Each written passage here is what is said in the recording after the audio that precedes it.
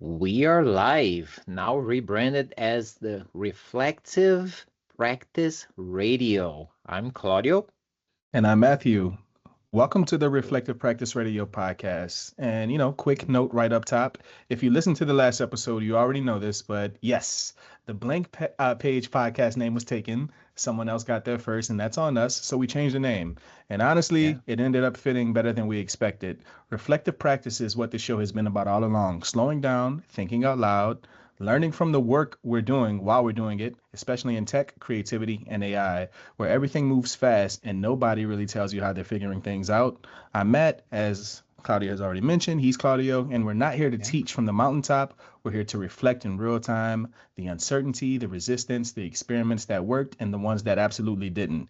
If you're building things, questioning your tools, or just trying to be more intentional about how you work, you're in the right place. Let's get into it. Back to you, Claudio. This is it. This is lovely. Yeah, and I like the analogy there of like the mountaintop. It's like we're in this together, going up that mountain. It's like it looks very steep. And whenever we make our way out there, we're gonna see the other mountains, and then we're gonna keep going, braving the other mountains, right? Absolutely. Very cool. So what have you been up to, man, since last week?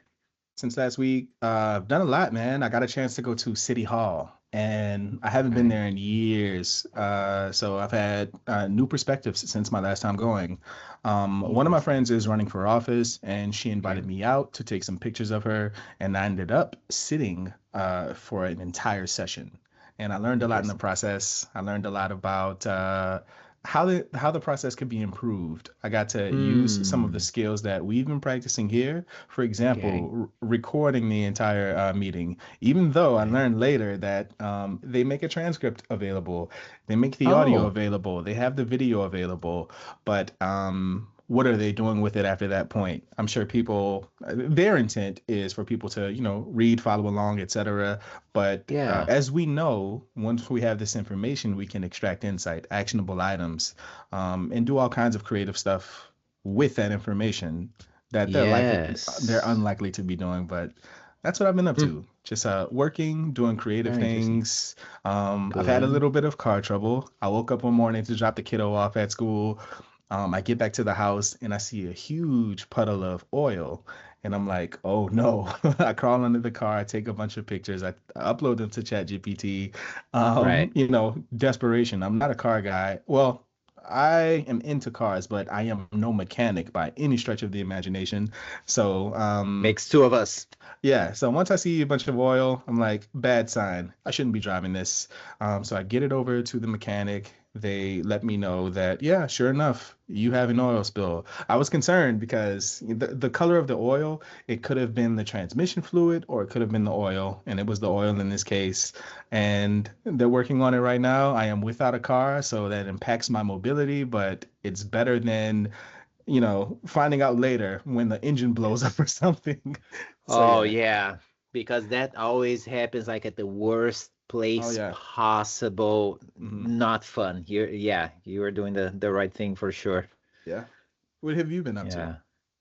Oh man, so many things. I've been so active on a lot of like explorations, experimentations with I think we've been talking over time like how I'm revisiting some ideas and things that were not easy to achieve in the past, right? And now with the tools that we have, they I can offload some of that to the tools and just get it going. So I've been doing a lot of that and also really honing in this like how things are moving really fast and things always move fast. Technology has always moved fast. Now it's just moving so much faster. Hmm. So I am paying attention to the how does that affect me? How do I need to adjust to it? Right? Because it's going fast. How can I make it seem like it's slowing down around me? Like it's the perception. How do I change the perception that while it's going fast,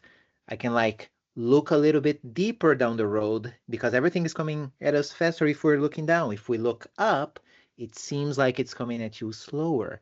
So I'm Yes. putting some things in place, some practices that, yeah, we can dig into it a little bit in a moment if you'd like. But yeah, I've been in a, it's at a client site doing facilitating user acceptance testing, right? UAT, the whole week. It's been a very interesting process because we had done a 2 week um, uh, session like this a few weeks ago.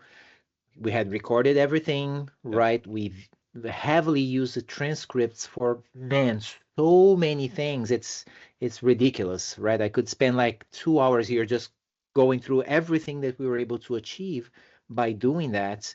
And then this time around, now we have all of the knowledge we acquired from last time. So now it's even better the way it's coming along. And the ability to be in a session like that for multiple days with different people and being able to not only have that communication, that collaboration, not having to think about let me take notes. It's like let's just keep that eye contact and show me the thing, explain it to me, have the conversation going. And then at the end of the day, like just 15 minutes ago, I just pulled up the transcripts. I have a prompt that I run on them that it summarizes based on the stuff that I needed to bring to the forefront, right? Because it's like 5 hours, 6 hours worth of transcript, but Yeah. it just hones in exactly what I need to look at to be prepared for tomorrow. And then as we are doing all of that, I'm still telling my AI agents to do some work on the side, like explore some of the issues that are coming up. I'm just saying, hey, look at this, look at that, analyze this database, look at this screen, and you already have the code base, and it's already like troubleshooting things, it's fixing things. If the fixing needs a little bit of human intervention, I just say, okay, document that, Yes. create an item in Azure, and then put that in.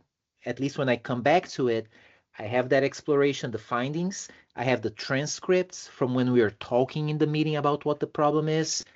When we get to it next week, it's like there's so much context already. You can pretty much like drop that into it and say, okay, here's all the context. Take it from here. Yes. And building features, man. We are building features. As we sit there's like, wouldn't it be nice if we could get to a screen that gives us the following information, da da da. We either voice into it or if people are talking, we type into it. It's like go. And like today, by the end of the day, I had a new feature that's gonna be so helpful. It would have been helpful yesterday. We Yeah. didn't have the feature. Today, that was happening. By the end of the day, it's like, yep, that's the feature that's gonna help us quite a bit. So Without that's these what I've been up tools, to. excellent. Without these tools, this feature that you just planned out that you didn't have yesterday and you have the makings of it today, how long would it have taken you to build out such a feature without the tools that you have today? Without this tool. So if I sat down to work on that, it could easily have taken me, I'd say about 6 hours to a full like 8 hours focus only working on that, on nothing else. At least about 8 hours, right? If we consider like my fragmented interaction with the tool, like putting all the time that I actually paid attention to what it was doing, maybe I spent 20 minutes because it was fragmented, right? I was having a conversation and then like an hour and a half later I would go back. I was like, oh, I told the agent to do something. Let me see. Oh yeah, good. Now do this other thing. So if Yes. I had just like focused on the thing, maybe 10 minutes altogether, right? So But is yeah. but but is that accurate? 10 minutes. Is that accurate? And the reason I ask, and I don't mean it in a tricky way, Yeah, yeah. all of the meetings that were had informed this feature being built. All of the Yes. notes that you have, all of this Oh, information that you've gathered to feed into the machine to say, hey, now that you have all of this information, go off and build the thing. That process of building may take 10 minutes, but it's undergirded by all of the hours spent, all of the meetings, all of the notes, the context, etc. So we've so compressed that piece of it, but you're absolutely right. Go ahead, go ahead. I see you no, trying to yeah, jump no, in. you are right on the money. Like, thank you so much for pointing that out because yeah, it's the whole thing like about, a person comes in and spends like 30 minutes looking around, and it's like, oh, you just turn like one screw and the person Hmm. charges you like $1,000, like knowing what screw to turn because of That's right. the pre-acquired knowledge.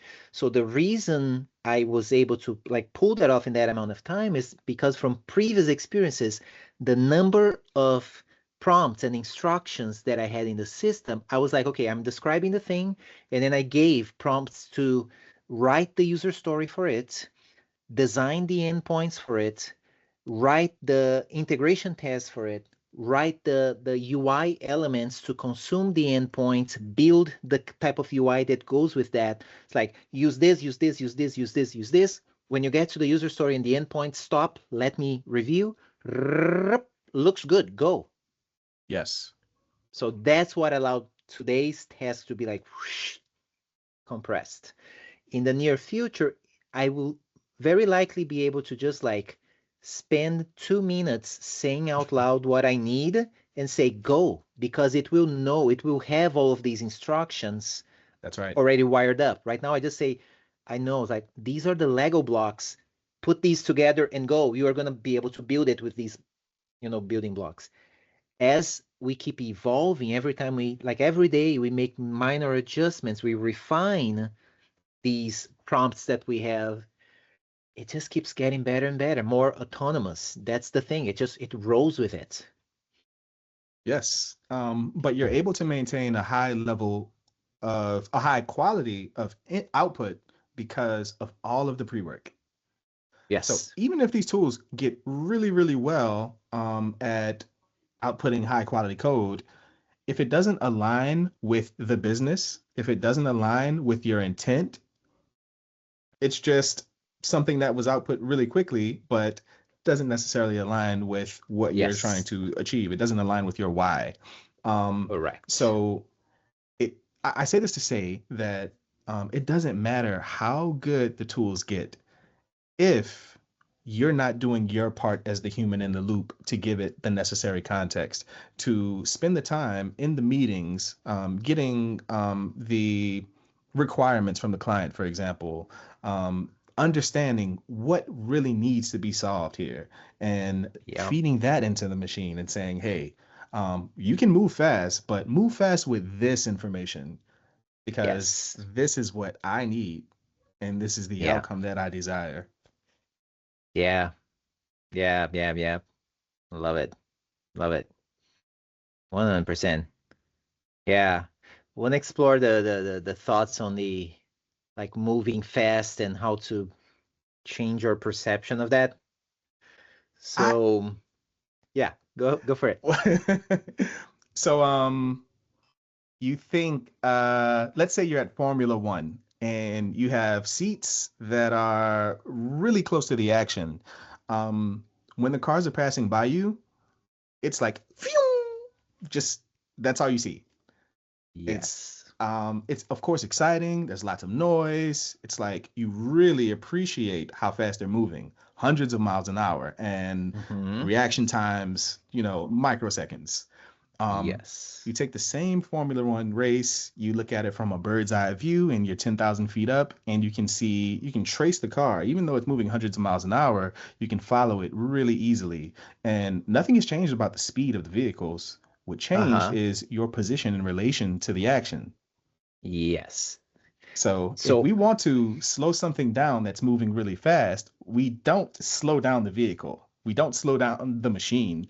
We change our position in relation to where the action is happening. yes. Yes, it's along those lines. And thanks for bringing the like the fast vehicles analogy, because that what has been burned in my brain, and it's precisely how I'm articulating that vision from like fast vehicles to the fast life that we live as consultants, developers, and all that. Because like, have you ever been to a Formula One race? I have not. So I have been once, and it's been 21 years ago. I've seen it on And TV, but that's as close as I've gotten. But right, so like I can tell you that I'm sitting there yeah. on the grandstand, and then if you're only like target fixating, looking at one spot across Mm-hmm. the whatever, across the track, and then if you like you have, mufflers or something, you are not hearing the sound. You just see that, like, what was that? If you don't go like, you just, right? It's almost like you don't see it Right. going by. You get stuff off your ears you can actually hear, and you're gonna know your sensations like, it's gonna get louder, Mm-hmm. right? Now, if you change your perspective as you start hearing the sound, because you hear the sound before you see the Yes. object, you hear the sounds like, oh, it's coming from that way. Now you can trace it. It's like, it's not like you don't have to be like bird's eye or anything like that. Right. It's just a minor change in perception, right? So that's one way to think about it. You are outside of the thing. What if you are the person in the driver's seat? Yes. Then it's the other way around.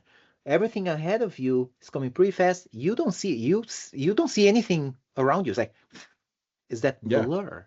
Right. So one thing is like, oh, I could totally drive a Formula One car. I've been driving cars for years. That's the same thing, right? No. No, right? And I was having this conversation with Alexis today because it's like, oh yeah, I'm gonna just sit there and I'm gonna step on the gas and like the first thing, your head's gonna go like your Yeah. neck. Whoops, I lost my oh here. Get so animated with that, right? So like physically, you need to like strengthen your muscles Yeah. to Because of be the able to G-forces. handle that, Yeah. the G forces, and the perception. We are not used to moving so fast and having things coming at us so fast. And that is the speeding up. So it's like writing code where we go very slowly to see things happening. Now all of a sudden, right? You go from 0 to 200 miles like you know, in nothing. So that's one spot. But then, like in Formula One, you're not going to be like going 250 miles an hour on a straight, you know, eternally. No, you're going to have to slow down. That's right. You're going to have to learn where do you need to look and know, oh yeah, if I looked at further out there, there's going to be a right turn.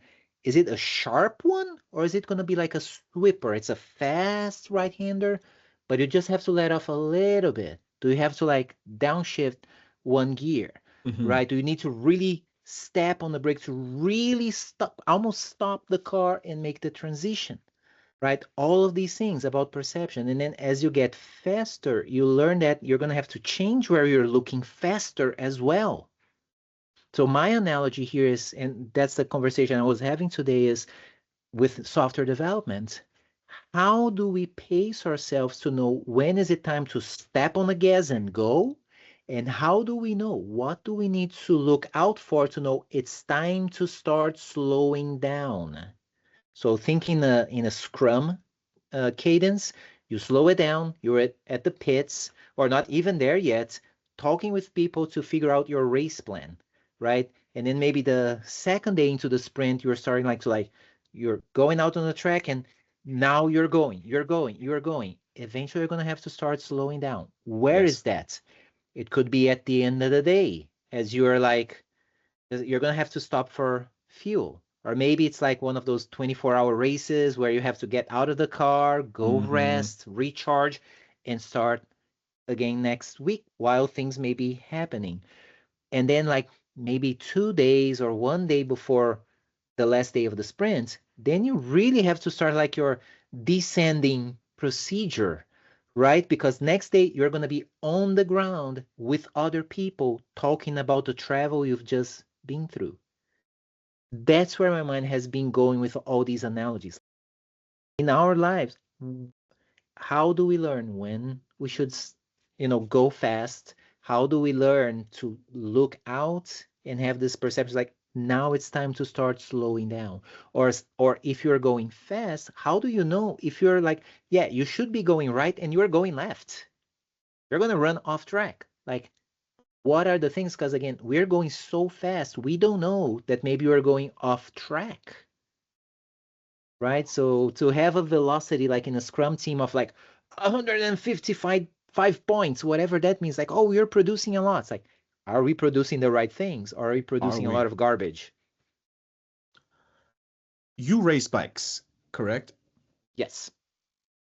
Any track that you arrive at, maybe the first day you arrive at this track, it's a new track. You're not familiar with it. The very first thing that you do, once you've handled all the preliminary things, is build a familiarity with the track. You're not attacking it at full speed. Maybe your first lap is at a very reduced speed. You're looking where the turns are. Maybe you're looking for any imperfections in the road, how much you may want Yes. to lean, all of these things. What I'm really getting at here is the only way we can know how to move fast is to begin by practicing at a slower rate. We've got Yeah. years and years and years of doing it slowly, but when you introduce speed to something that is very familiar, it is unfamiliar again. Mm-hmm. Um, there's still some familiarity Yes. there. You've spent time practicing around this course, if you will, Mm-hmm. and but everything's happening at a much faster rate. Yes. So what do? A very simple thing. You practice over and over until you build the intuition about this course that you're racing. This is a lot easier in the case of, racing around some course than it is Correct. in our world because there is no defined course.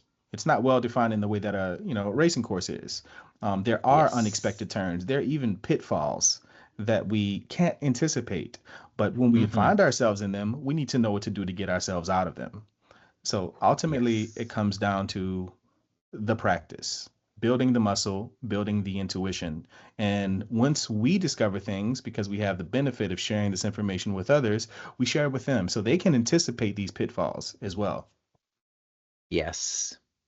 So yeah, 100%. And as you're describing that, it made me think of so last night conversation we had a meetup at Improving the Agile Leadership Network. There we had a panel. I was one of the panelists there talking about AI in the Agile Scrum space, right?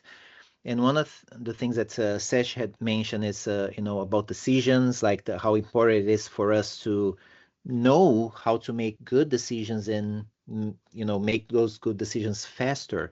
So that's one of the things that have been on my mind, which is how do we, like, what am I trying to optimize things for? It is to make better decisions faster.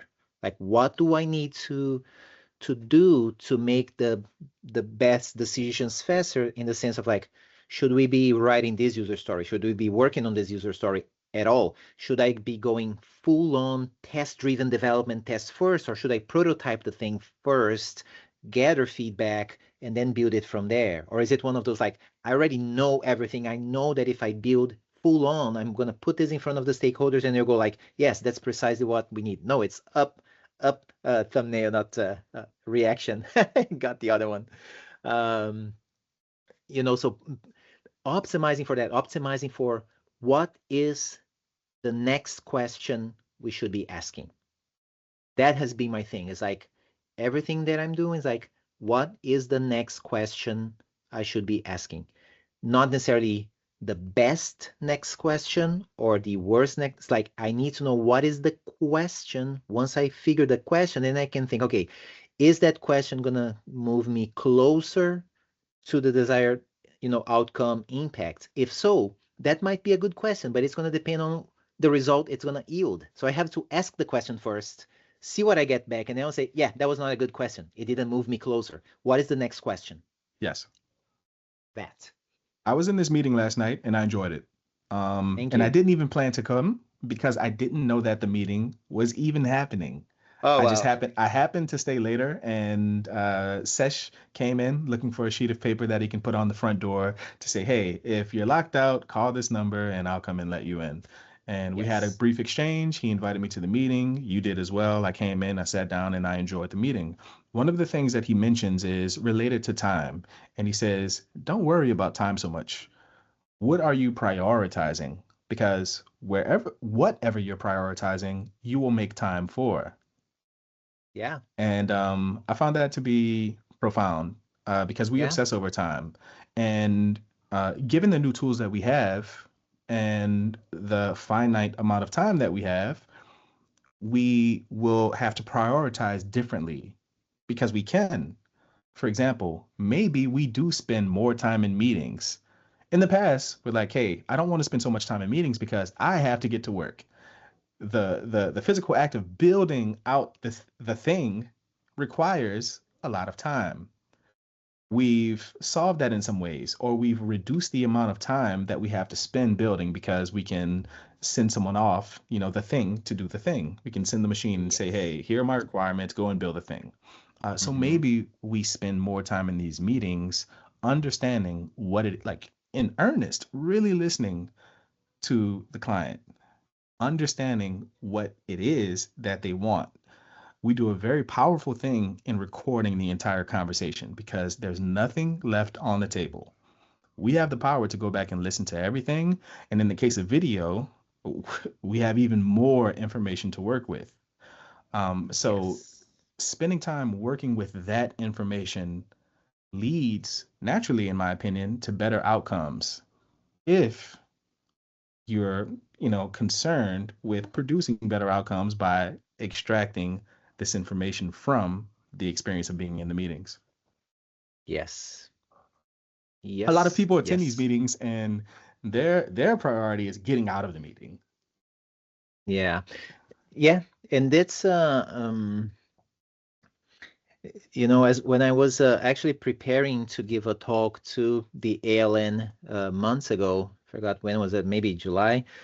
Um, I was essentially, it was a time when I was reviewing what I want, my goal for that talk. They wanted something like AI related, Hmm. as applied to Agile and Scrum projects.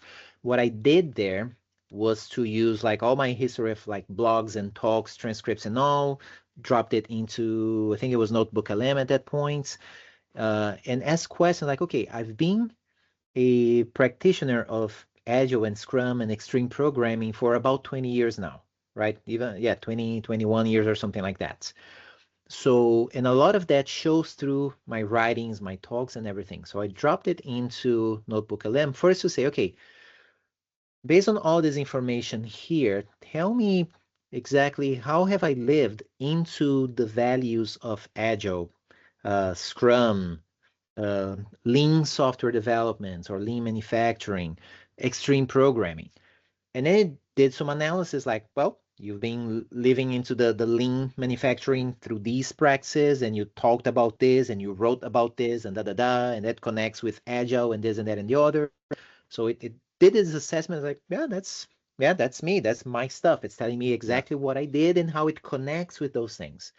And then I also have a whole bunch of like talks and blog posts about how I'm using AI to streamline some of those practices that I've been following all these years. So I told it like, okay, tell me exactly how my use of AI fits those things. And then it picked up from blog posts, talks, and everything. And it showed you are doing this, you are doing that, you are recording planning sessions and refinement sessions, and you're extracting user stories and stuff out of that. Da da da da.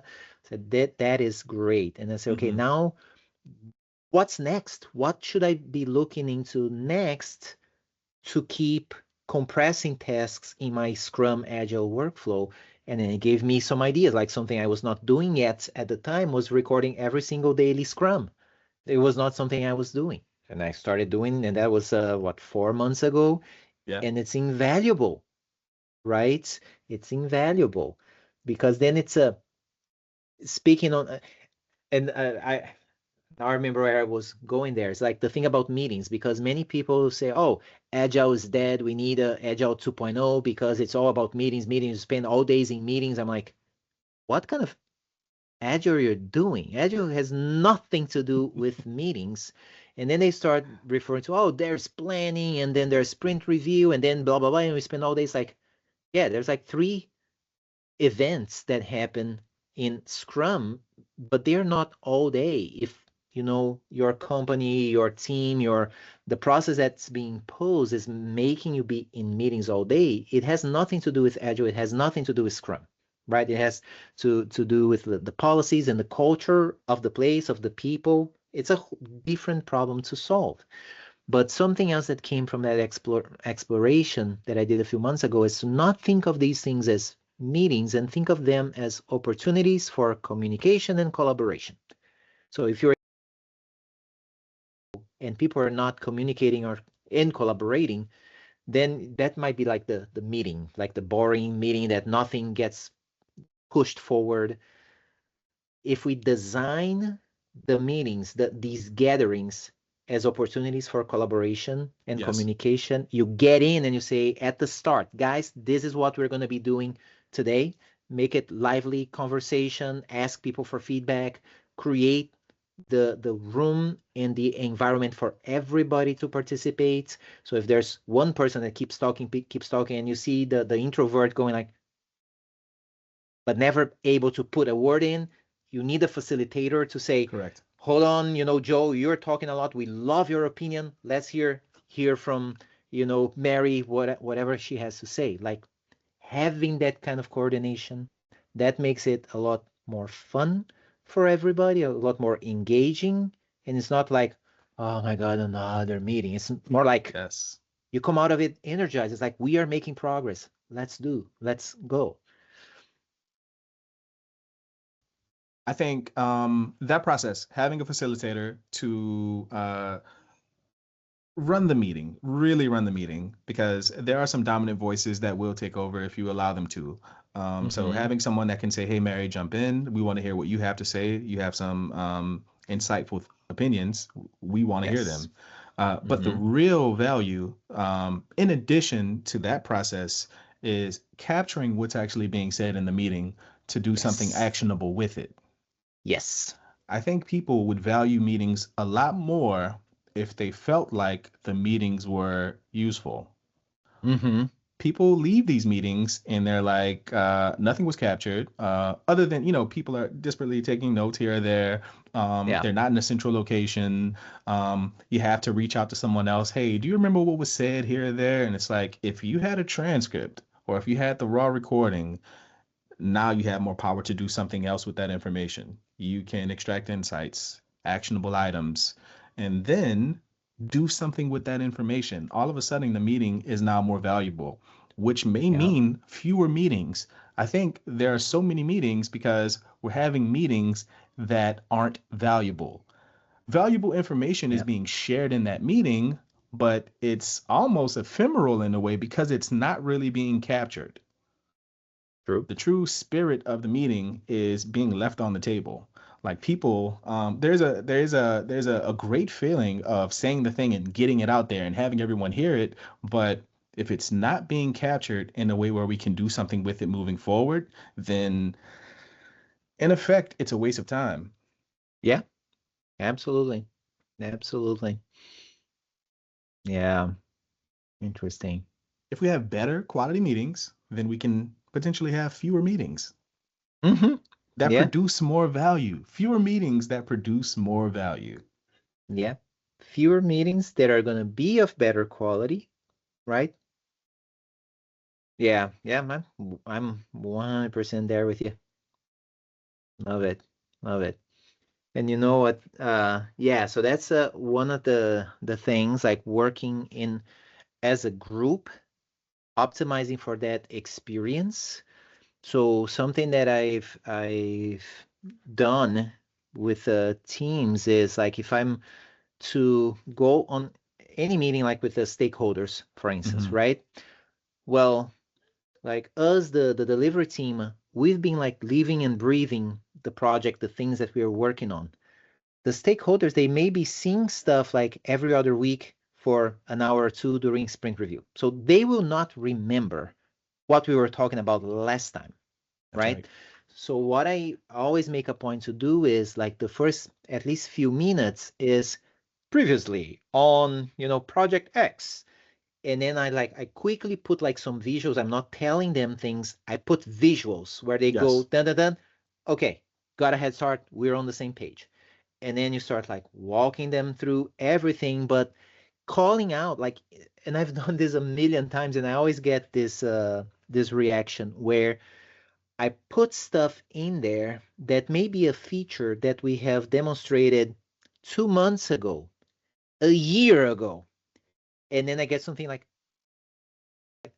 has that ever been there? Or how long has that? I haven't seen that before. And I make a point to bring it up. Even if it's on this feature here, but to get there, I don't show them the feature.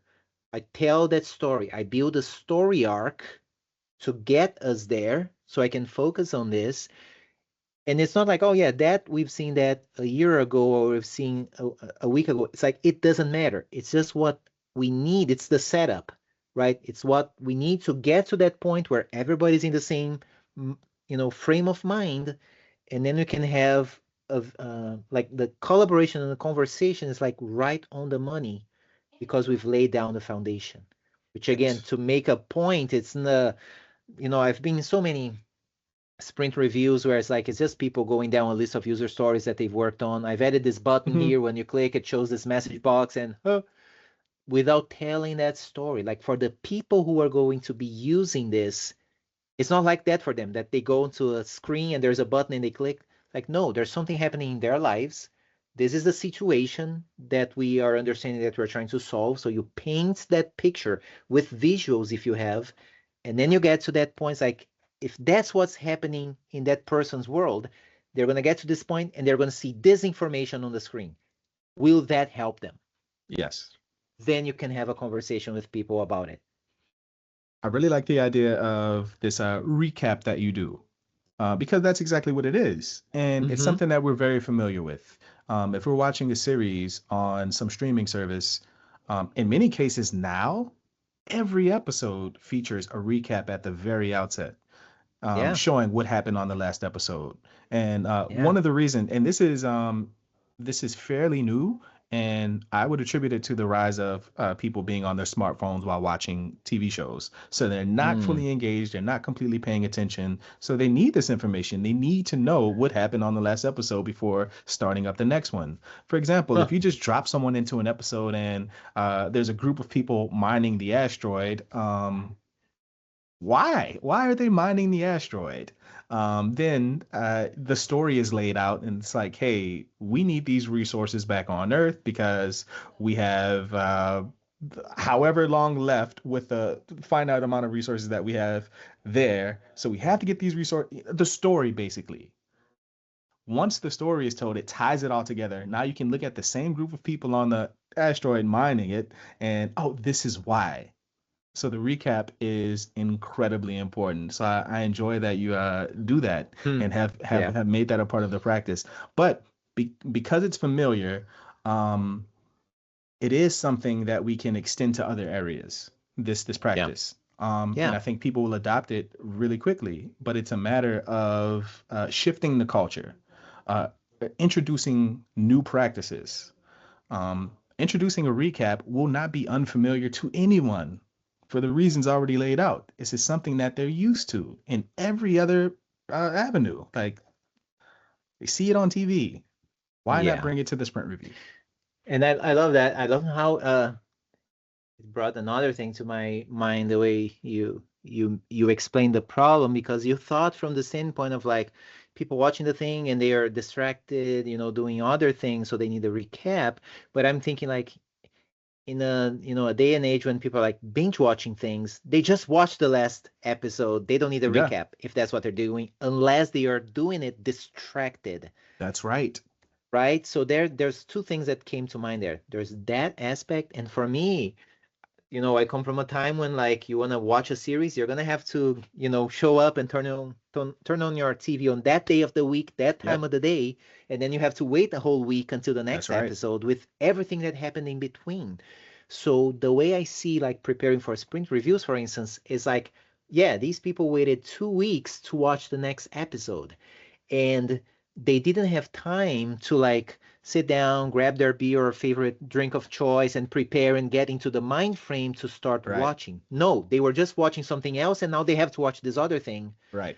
So like giving people this, because people are jumping from meetings to meetings, right? Yes. So like starting your next meeting immediately, it's like you have to give people time to like Warm up. warm up and like transfer or Yeah. Transition. transition Yeah. into the next thing, like get them in the right mindset so now they're in, the moment in the same place as you.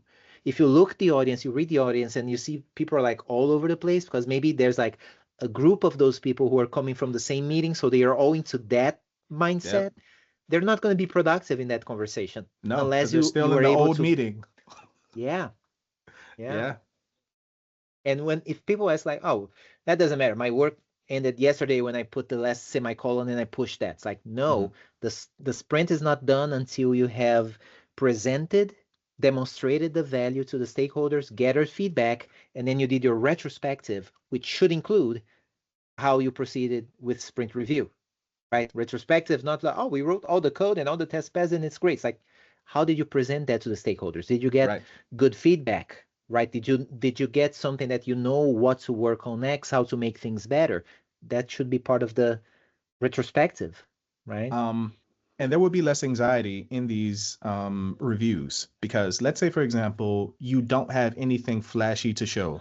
You don't have any new UI that you've introduced or a feature that's easily showed off to the stakeholders. Mm-hmm. If there is a story for the work that was actually completed, maybe it's testing, maybe it's reinforcing something on the back end, they still get the value of being there and the Yep. value that you produced, even though what you're showcasing isn't pretty. The Yeah. story is what's really important here.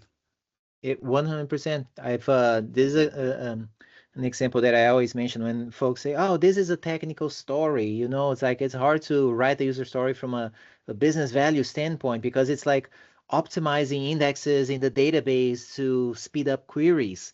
Like, well, does the database, you know, care if it's quick or small? No, so who cares, right? If it's quick or small, quick or slow. Like, well, we're losing,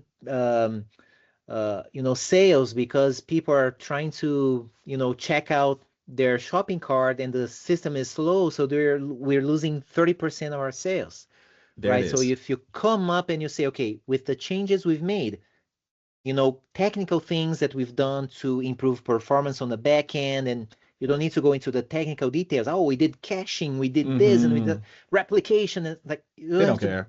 Yeah. Yeah, you talk about the perceived outcome from their perspective, what they do Yes. care. So it's not a technical story anymore. It has to appeal to a human, somebody, right? Flesh and blood will actually care about that work. Yeah. And this comes back to something that we should all know. Knowing the audience that you're speaking to. Oh yeah. Yep. And this Yep. goes Yep. back to Yep. a point that we continue to raise, communicating. Um, Mm-hmm. you can be very adept at communicating something in a very technical way, but if the audience doesn't have the appetite for that kind of explanation, then it just falls on deaf ears. It's like, Yep. what is this guy talking about? Like, why should this matter to me? Yes. And it's a very fair question to ask because Yeah. that's the point of us having these reviews.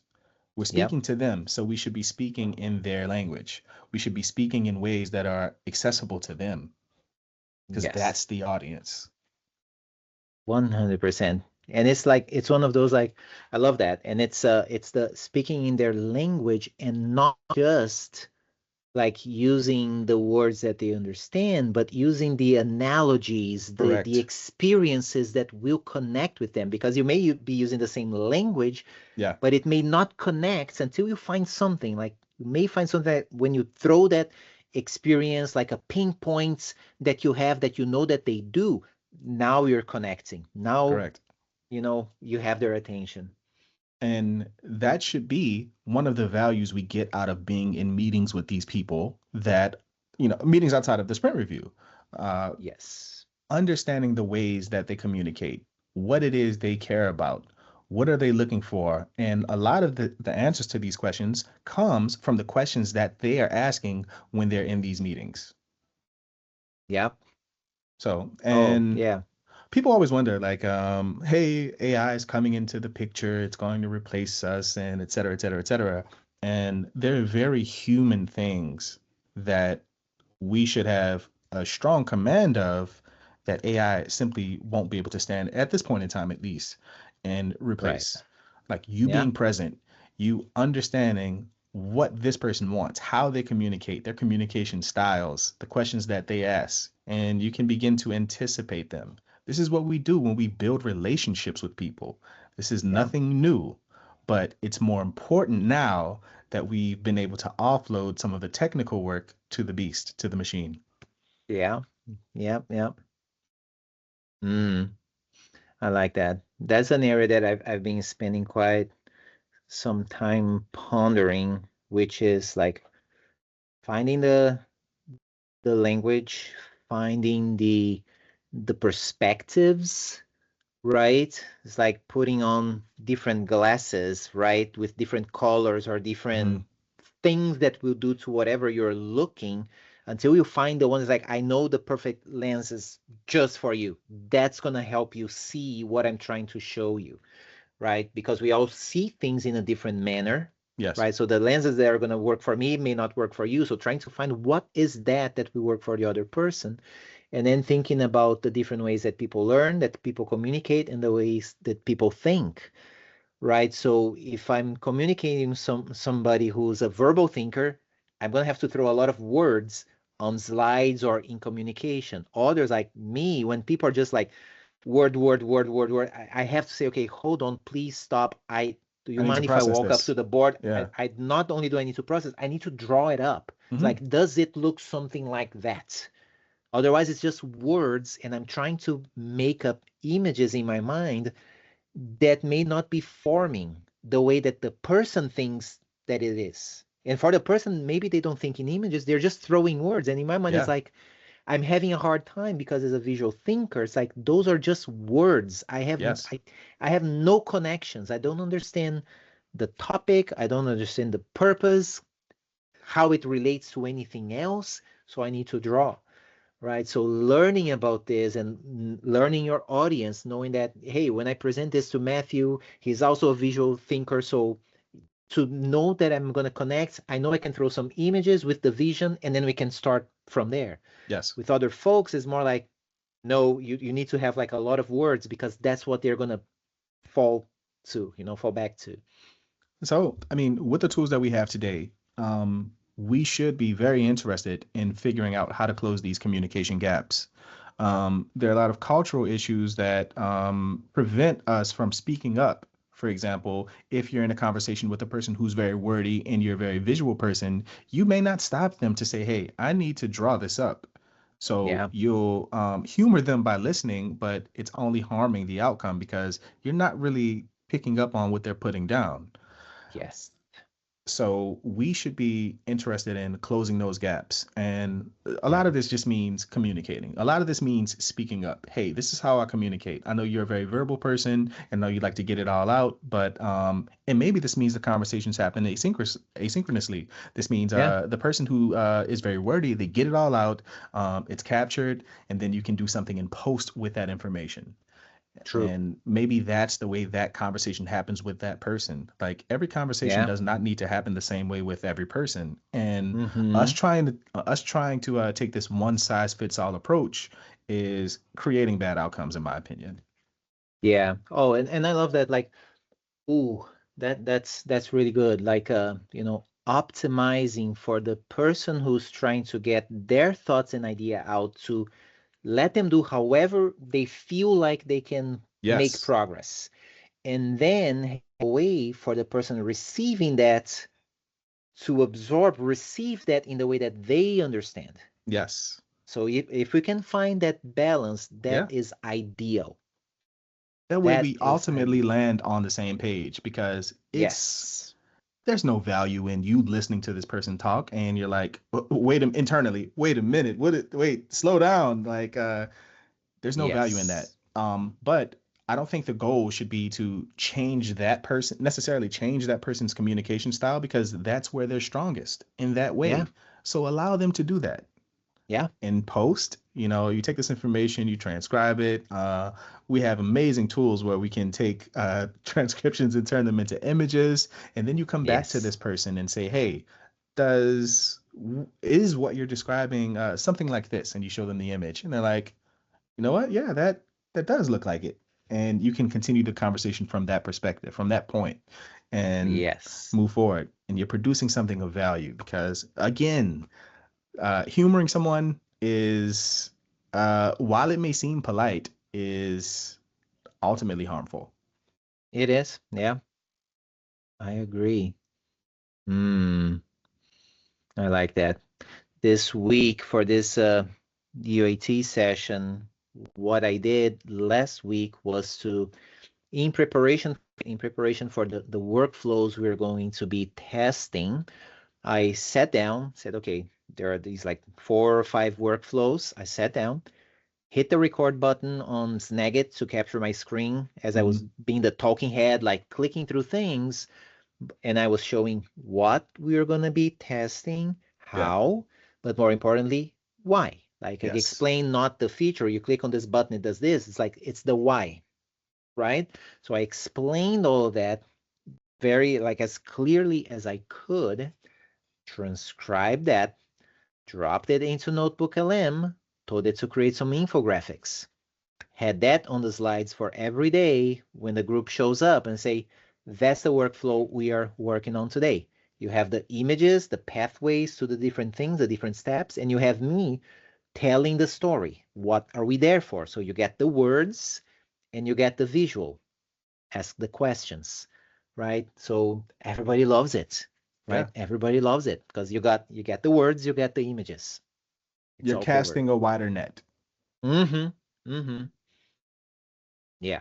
Yeah. It's fascinating. Mm, love it. But yeah, we have tools that can spit out a whole bunch of code. Yes. But we should be using these tools to address different concerns. And one of them, Yeah. communication. Yeah. Yeah. Which communication, which is one of the biggest problems in humanity Hmm. because we fail at communicating thoughts and feelings, and then people bump Butt heads, heads, right? yeah. So there is a book I've read maybe last year, or the year before, Understanding Comics. I love that book, right? So it's a comic book Okay. that talks about like what do we need to do to understand comics, because it's a form of communication. You look at, old Egypt and old, civilizations, they didn't have words, they had images, Hmm. right? So we started communicating through images way before we had words. So in that book, he uses like brilliantly, the comic form itself to talk about the history of communicating through images. And one of the parts he says, if we could, like a lot of people say, oh, if I had a superpower, I would like it to be a mind reader. Well, a mind reader would be hosed with me because there are no words floating in my head. There are images. So like, oh, let me see if I can read what you're thinking. It's like, no, you can't because I'm seeing images in my mind, right? So I would like to be a mind seer, but it wouldn't work with somebody else. So finding ways again to refine how we communicate, right? Understanding the best ways that we have for learn and understanding how we think, because like even, and it's a spectrum, right? It's not like, oh, I cannot see words in my mind. I default to images and I resort to words when it makes sense, Hmm. right? But if I understand exactly what works best for me, then I can say, okay, I'm gonna prepare the environment where if I know there's gonna be a lot of words coming in, okay, how am I gonna get the best out of that? If I already know that I'm gonna receive a lot of words, right? Am I gonna like write down the words that I don't understand or that I've seen those words before, but never in that context? So at that point, I'm gonna have to tell people, look, I am very sorry, but I do not understand what that word means in this context. It's not painting a picture here. There are no connections there, right? Whatever the case might be. So once I started understanding more about the way that I'm thinking and the way that others think, because for up until like I would say 3 years ago or so, I thought that everybody thought in images. And it shocked me that that's not the case at all, right? So being aware of that changed the way like that I present material to others, trying to understand how do they think, right? How do they think? Because that's the most important thing. We're trying to give people thoughts, ideas, information. If we don't give it in a way that when they turn around and they go, they're on their own, they are thinking about it, will they retain that? I was thinking about that today. Being a visual thinker, if somebody gives me directions and they give me the words, well, we'll go, you know, 3 miles and then you go northeast and then you drive another, 700 yards and then da da da da Mm-hmm. da. You're cooked. I'm Yeah. cooked. It's like I'm not Yeah. gonna make my way there. It's like, hold on, can I just draw it up, right? Because I'm not gonna retain. When I'm thinking about that information, it's not here. So if we're trying to sell an idea to somebody, we want them to walk away with that idea so that they will think about our ideas that we're trying to give them. We have to think about that. How do they think if we want I them agree. to retain that? I agree. One of the things that we can do, especially, for example, we have a team of people, our colleagues, and we're doing an AI first journal experiment. And everyone is sharing details about their day. A summary is produced and it is consequently shared. Hmm? One of the next experiments may be developing an assessment tool. We already have something like DISC, where we figure out things about people's personalities. What if we take it a step further to figure out the ways people think? And this could be very straightforward, conversational based. And we can then understand, okay, when I'm communicating with this person, this is how they best communicate. And because one of the values of being in the industry that we're in is everybody does not think alike, and we wouldn't want to produce an environment where that was the case. There is a strength in diversity for this reason, where okay, Claudio, visual thinker, this other person, they're very strong at the written language level or speaking. And when you Hmm. put those two together, you combine the words with the visuals, you create something that is greater than the sum of its parts. And Yes. that's where the real power lies. So if we can understand by doing some sort of analysis of all of us and Yes. producing some output, Oh um, man. maybe we come up with something beautiful. Yes. Sorry, I was looking for this. Visual thinking, Temple Visual Grandin. thinking, tempo grandin, Yeah. right? So I'm gonna do my shameless plug here. Put out a little book, need problem solution, right? A playbook.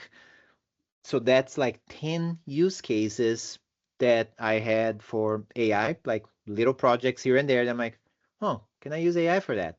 And that assessment that you're talking about, it was one of them, right? So after reading Grandin's book, there is like a 20 question survey to help you like identify where do you sit in the spectrum, right?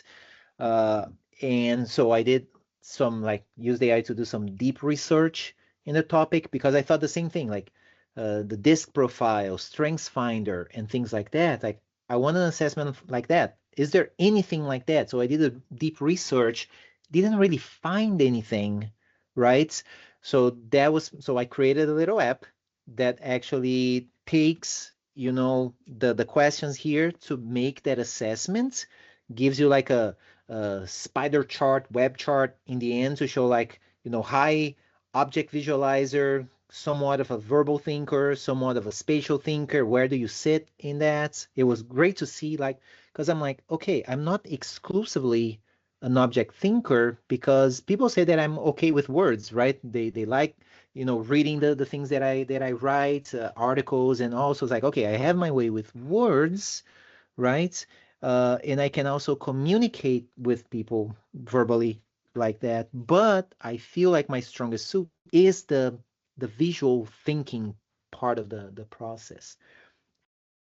I did that, and then I have been. That's one of the little projects that I have on the side that I keep pushing. Like, what would it take to create a really good assessment, like an assessment that, hopefully would be backed up by science. People could say, yes, you follow that, you understand how you're thinking, and this is how you can effectively use that. And part of what she talks about on the book, which I love the book, is like you said, the importance of creating like a team, or, when you have a group of people collaborating, you have to have a mix of all of them.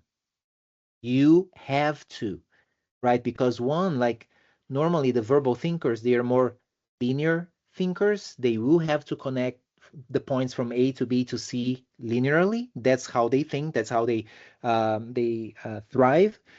The visual thinkers are more like jumping around. You're Hmm. like playing several combinations of possibilities that sometimes the linear thinker, they are not thinking about it because they're following just one path, right? So you want to combine those to make sure that you have everything covered. So yeah, we're right there on the same page, Darren. I mean, you make music, and so do I. It's one of my passions. I don't do it at a Mhm. professional level, but I don't intend to or have a desire to even. Same here. Um, Yeah. but one of the things that I've appreciated over the years, especially with working with other musical people, is we have different strengths. And when we all play together, we all play to our strengths. And if you want to make something that is musical, you can't step on the other person's toes. True. There has to be some orchestration, and there has to be you playing here, I sit here, that other person sits there, and we're creating one thing. So while we're all doing our individual parts, our individual contributions, the ultimate output is this one body of work that is comprised of our individual efforts. Yeah. 100%. Yeah, I love yeah, the music analogy always comes to me because since I've been writing, producing my own music for a while, but I've worked with bands as well in the past. So yeah, that synergy, that collaboration where people, like combined, it's a greater force. And then at the same token, like how the collaboration, the communication works best when people try to lean a little bit beyond their own capabilities. So, like for Hmm. me, I started music by playing guitar, but I did Yeah, learn over time to play the drums, write some lyrics, sing. So when I'm collaborating with somebody, maybe the drummer is having like a creative block, and I say, well, yeah, what if you try something like this or something like that? And sometimes it's just what you need to like, oh yeah, let's go, let's roll with it, right? that's right. And his strength is in drumming, but because there's a creative block at the moment, you, with your skills, even though it may not be as strong as his in drumming, are able to break the block. Yeah, yeah, and that I have seen that experienced that like multiple times. Like say with the in the band situation, with drumming, with the guitar, with the bass, with the singing. Like what if you try a melody like this with the Hmm. words? Like, it's not even my primary language, but here are some ideas. Here are some maybe structured sentences, and then they take it from there, Yeah. right? It's just that seed that will spark a whole, you know. Yeah, I like that. I mean, I like it's that. a very natural thing. You combine Mm, different elements, and something emerges from it where, this element alone and that element alone don't produce much of anything, or they may be right. caustic in some cases, but when you put them together, Yeah. they create something that is harmonious. And as a team, we should be seeking ways to improve harmony. Yeah. We can't, Mm, everybody can't be a lead singer. Everybody can't be a drummer. Everybody can't be on the bass. Find where you should be and find out how what you're doing complements someone else. So when this final piece of music is played, we're all playing together and playing with each yeah. other as opposed to fighting each other. Yeah. Yeah. I love it, man. On that note, I think that's a great, place to wrap up this conversation. Another great one, by the way. As always, this is what we do. Not to That's toot our own that's what, not to toot our own horns. right. It's exactly what No we pun do. intended. 100%. Right. Very cool, man. Yeah. always a pleasure. Another great one that's I'll do what I do after every time we record, transcribe, drop it into, Notebook LM. That's like our knowledge base of all of our conversations. You have the patterns and the things that are emerging, recurring Yes. topics that we keep going back to and keep honing in. We'll do that. We'll create a blog post to put out tomorrow with like a summary of what we've been discussing tonight, and hopefully either the written words or if they decide to listen to us talk through this will be helpful, and that's what we're here for. Excellent. I know we're at the end, but I want to call out the journaling practice that you helped spearhead. And just as we're putting everything into Notebook LM and extracting insights, content, etc., um, I predict something similar happening for everyone who's participating in this process. Um, Yeah. Day one, day two, day three, it's like, okay, I'm doing this, I'm just recounting my day. But once we start to say, hey, especially with the new workflow that you introduced, and I may be skipping ahead because this may belong in the next episode, once they see, oh, this is what last week looked like, and here are some of the insights, and maybe something that I should be focusing on, I think that's when the flower will really bloom for a lot of people. Like, oh, here's where the real value of this practice lies. And I am so, Yes. so, so looking forward to this spreading. But that's all I Same got. here. Yeah, no, that's beautiful. Great way to wrap this up. And for sure, next week, that will be at least part of the conversation. Sure. Very cool. Well, thanks, Matthew. Thanks, everybody who, listened, watched, read, whatever. Thanks for being with us. And I'll see you next time. Until next time.